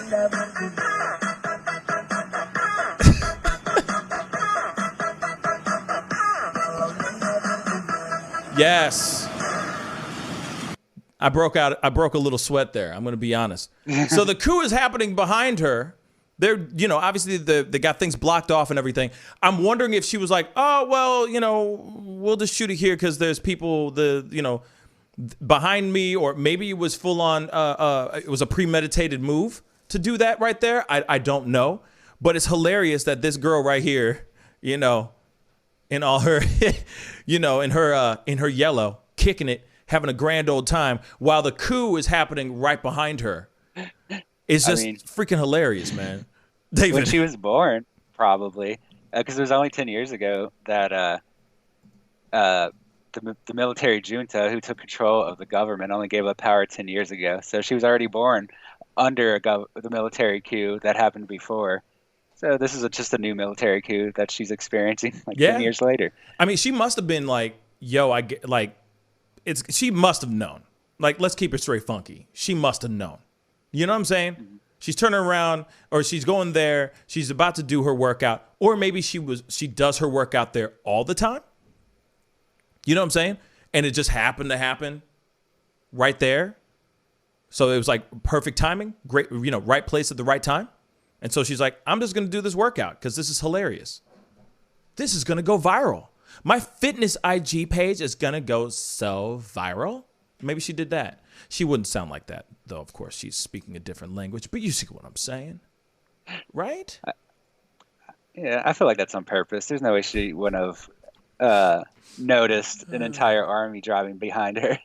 It was big. It was what, like 50 cars maybe? I'd have to watch it again to count, but there's a bunch of stuff behind her. And then they're all blazing. They're all driving in and all that. Like 5K just said, low key, I would be scared. Facts. I would be too. But then again, if you're used to that kind of, if you're used to being in a country or a place where the possibility of you being in harm's way is all the time, then that kind of scare goes away. That fear goes away. Does that make sense? Yeah. I mean, there's always a large percentage of a population that does favor authoritarian moves, especially when they view the more democratic government that they have as corrupt. So, like, that is a frequent idea you see in some places, that a benevolent dictatorship is the best form of government. And so that's what a lot of these dictatorships try to present themselves as. Right. Just like the junta that took control 10 years ago. I mean, she might be happy that the authoritarians are back here, because that always does follow with the reduction in crime, usually at the expense of other populations. But I'm done. It does typically bring more peace to the predominant culture or race of the location. So yeah, it's just funny. It's just hilarious. You know what I'm saying? Like, I can imagine, like, you know, it's like somebody doing a workout video here. You know what I mean? This is gonna really work on your glutes, and then there's like the insurrection's happening right behind the girl. You know what I'm saying? Like some Instagram fitness model girls going, you know, this is for the butt blaster, everybody. This is what I call the bun blaster. And then she's just sitting there like just thrusting. You know what I'm saying? And all this chaos is going on in the background, just totally normal. Totally normal. You know what I'm saying? You can't write this stuff. This is real. You know what I mean? Man, and no, everybody, some people are going, it's got to be a green screen. No, that is real. That's most definitely real. You know, or that is the best green screen, best CGI team that has ever been, like, best amateur CGI work I've ever seen. You know what I'm saying? Like, they should be working on the next, like, Avengers movie or something. You feel me? Right. For if that's crying CGI, out loud. the lighting is better than any Marvel movie CGI that I've seen. I'm just saying, bruh. If that's fake, then slap me around and call me Susan. I don't know what that is.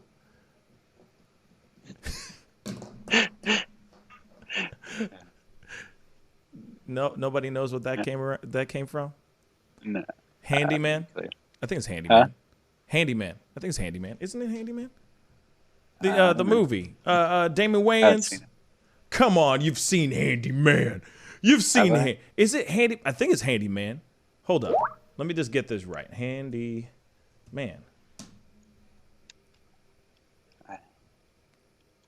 Oh, come on. I'm wrong. Blank Man. Thank you. Blank Man. V. Alexander West with the win. Thank you. It's Blank Man. Because he did another character called Handyman. I think. I haven't seen that one. No. It's a skit. It was a character that Damon Wayans, but it was a character that he played on in Living Color, where he was a handicapped man, but he was like a superhero. Handyman. I think it was called that. But yeah, so I got that mixed up. I always get them mixed up. You know what I mean? You can slap me around and call me Susan, and the guy is smacking him around and calling him Susan. Literally. Because Blank Man, he just puts on a costume. He doesn't have any, like, powers. No, yeah. It's like a bulletproof costume or something. Yeah, if I remember right. He's just a nerd, like a really smart science geeky guy. Yeah, and I think Robin Givens is in that movie. Oh God, I'm done. I can't believe I remember that stuff. But another left turn. Anyway, so that's the show today, guys. I really appreciate all y'all for being on. Thank you, David, for being on today. I really appreciate it. Hey, man, my pleasure. It was a good show. Yeah, man, it was fun. You know, a little bit of this, a little bit of that. You know what I mean? A little bit of Monica in my life. No? Do you know the song? Do you know the song, David? Yeah, I've I've heard it. You've heard. See. This is. See, we need to start educating him like on some music. Can we just take a little bit of left turn and just talk about David for a second? Let's turn the attention on David real quick. Let me just talk to David really quick. Can I ask you something? Sure. In your car, do you have because some cars are old school, so some still have CD players, or you are just connecting Bluetooth into your car, right? So you connected Bluetooth into your car? Yeah. Or an aux cord or whatever? Okay. So what do you usually play your music off of? iTunes or Spotify? Or anything? I use Pandora or YouTube. Oh, okay, to play Pandora. music on. So then what is the mix that you're playing right now? Because, you can type in like Vin Diesel mix or something like that, and then they'll play all this, Vin Diesel stuff, Fast and Furious type stuff. So what is the mix that you're playing in your car? The last time you were in your car, what was the last song you heard? How's that? I'm looking right now, actually. That's the last station I was listening to. Actually, stop. Shinedown station. Okay. Oh, Shinedown. Okay. What is it? What is it? Hold on. I'm trying to think of Shinedown. Hold on. Sometimes goodbye is a second chance. That guy? Yeah. Okay. He's got the simple kind of man. That's a good song too. Or his version's pretty good. Okay, so I know Shinedown. So that's interesting because I was expecting Fish.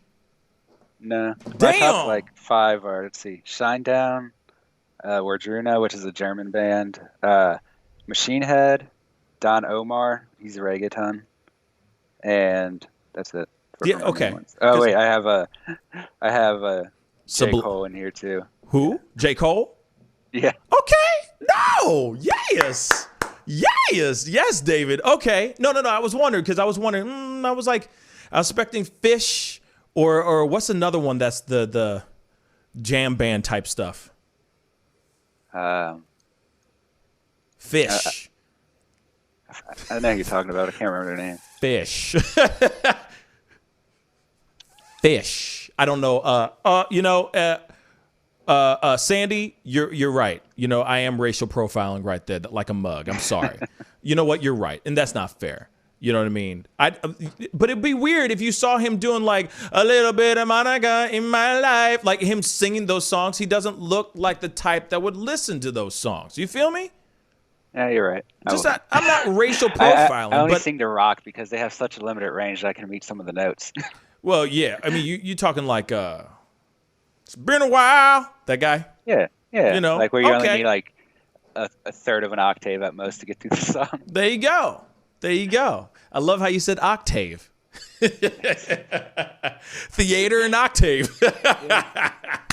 I love you, David. But that's what's up. I didn't know that. I did not know that. And I don't mean to racial profile, but I'm curious, like what you would rock to if you were in a car. You know what I'm saying? If you in the gym, getting some squats in. You know what I'm saying? Just beasting, full on beast mode. Are you like, are you just listening to, Grateful Dead? There we go. Like Grateful Dead type stuff, or are you just, are you listening to some like serious hard? You know what I mean? When I'm lifting, I either listen to like harder metal, like Machine Head, or I just listen to like more aggressive rap, like T.I., I guess. Oh, that's what's up. So something energetic. So no, like Lamb of God. Like I really know some music. So Lamb of God, You've heard of Lamb of God, right? Yeah. I like Lamb of God. I've only heard one song, but yeah. One's enough for me. I'm like, oh my God. I feel like I just committed many crimes just hearing that one song. My Lord. But yeah. I just that's what's up though. I figured that or something. Bob just said white people do like rap and reggaeton. That is true too, but black people do too. But yeah, J. Cole, that's what's up. That is what's up. Me likey. I've been on a Jay-Z kick lately. Allow me to reintroduce myself. My name is Ho. You know what I mean? That's what I've been listening to lately. That's the last song I just recently listened to in the car. You know what I'm saying? Feeling like a badass. You know what I'm saying? Yeah. You know what I'm saying? You need those kind of songs that make you feel like you could take over the world. You feel me?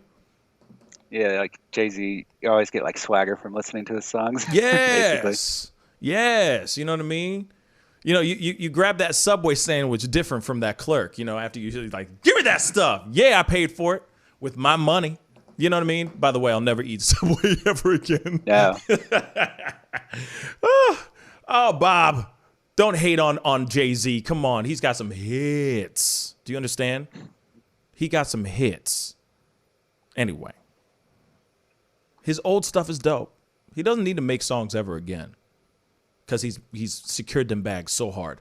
So, lay off of him, Bob. I feel like he just lay off him. He just does it out of like routine by this point. Yeah. He's like, just make a new rap album. That's what I do, I guess. I don't. Yeah. Here's one. I just made it. Keep an eye on his girl though too. You know what I'm saying? Probably. He's like, I'm here to make a song, babe. That's why I'm here. Yeah. Hickory dickory dock. Every time she like makes more money, he's like, shit, I have to release an album just so we stay in the same tax bracket again. Yep. Yeah. We got to stay up here, Zilla. Another one. It's your boy. You know what I mean? Out of retirement. You know what I mean? I'm out. You thought I was done. Oh, I'm back. It's like, come on. You said you retired, bruh. Stay retired. Damn.